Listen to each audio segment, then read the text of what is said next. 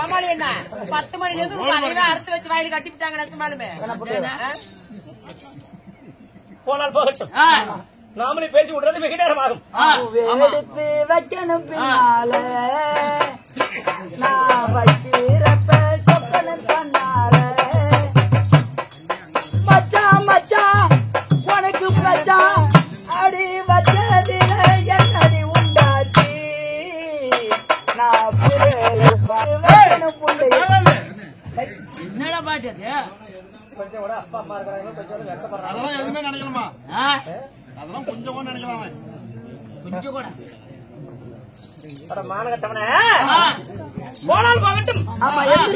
பேசி விடுறால் வெகு நேரம் ஆகும். நாட்டு நாடு மகா நாடு வேறு பிறந்து நல்ல நாடு. என்ன ஊரு இது? வந்து இழுத்தடிச்சாமட்டி. ஐயா என்ன அப்படி சத்தம்? என்ன ஊரு? இழுத்தடிச்சாமட்டி. போய் சம்பளம் வாங்கிக்காம்பா. போய் வாங்கிக்கிறியா? செண்டம்பட்டிமா. சின்ன மொழி வாங்கிக்க போய். அப்ப முருங்கப்பட்டி.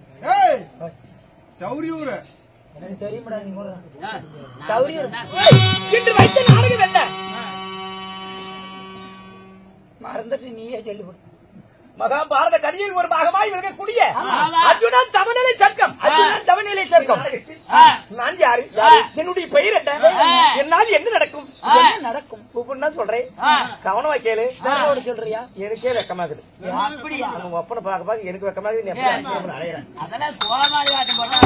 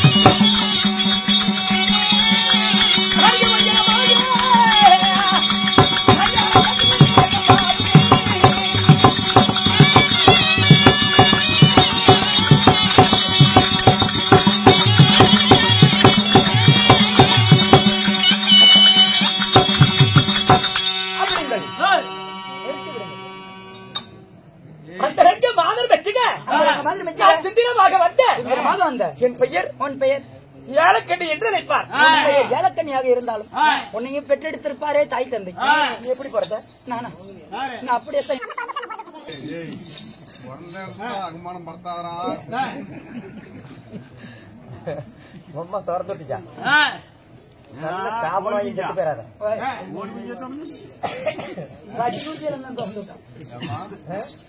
அம்மா அப்புறம் இல்லாம போய்